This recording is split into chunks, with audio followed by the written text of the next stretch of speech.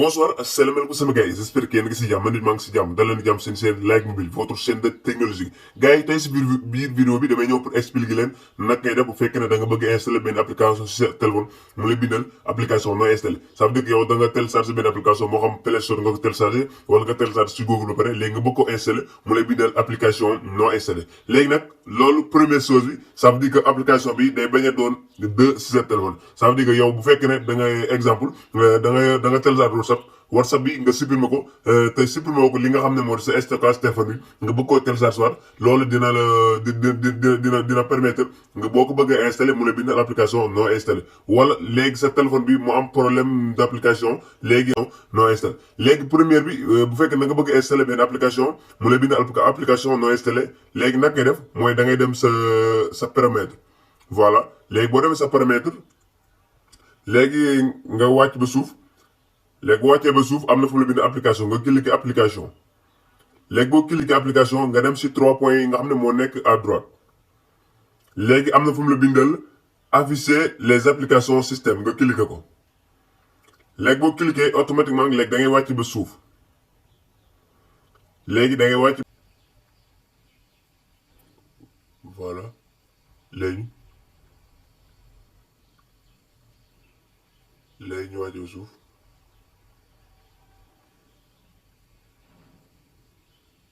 voilà léegi boo wàccee ba suuf am na fu mu la bindal programme installation kit léegi da nga koy cliquer léegi boo cliquer nga dem si stockage léegi nga dem fu mu la bindal vider le cache nga cliquer ko léegi nga defar retour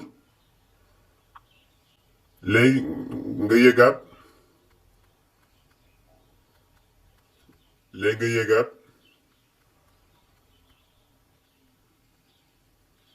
léegi nga yéegaat léegi boo yéegaatee dina am fu mu bindal gestionnaire de téléchargement léegi da nga koy cliquer léegi boo cliquer nga dem si stockage léegi boo dem stockage nga dem vider le cache léegi nga defaat retour léegi nga ñëw fu mu bindal gestionnaire d'espace de stockage nga cliquer ko léegi nga demaat stockage nga demaat vider le cache voilà léegi nga def retour léegi bi la doon wax mooy avant ngay redémarrer sa téléphone da ngay dem application bi nga xam ne yow da nga koo bëgg a installer nga xool nga dem sa fichier bi nga xool ba xam nekku fa ça veut dire que nekku fa ñaar léegi yow application bi boo ko xoolee foofu nga gis ko fa ça veut dire que da nga koy supprimer il fallait que moo lay permettre nga mën a dem daal di koy installer mu doog a ñëw léegi boo xool application bi nga gisaat ko fi léegi yow da ngay dem nag ngay def mooy da nga koy supprimer léegi ñun nag lay def mooy day def directement léegi ñu redémarrer suñu téléphone. léegi suñu téléphone tàkkaan na léegi naka lay def mooy day dem directement daal di installer application bi nga xam ne moom lañ bëggoon a installer muy bind application non installé bu fekkee ne def nga loolu lépp bëgg installer application bi ñëwut léegi naka ngay def léegi yow il fallait que da ngay dem sa paramètre léegi boo demee sa paramètre nga wàcc ba si dernière option bi am na fu mu la bindal mise à jour du logiciel léegi da nga koy cliquer léegi boo cliquer automatiquement nga dem téléchargement et installation. léegi boo cliquer rek automatiquement da lay démarrer nga mettre en jour sa téléphone. léegi boo ko mettre en jour bépp problème wala bépp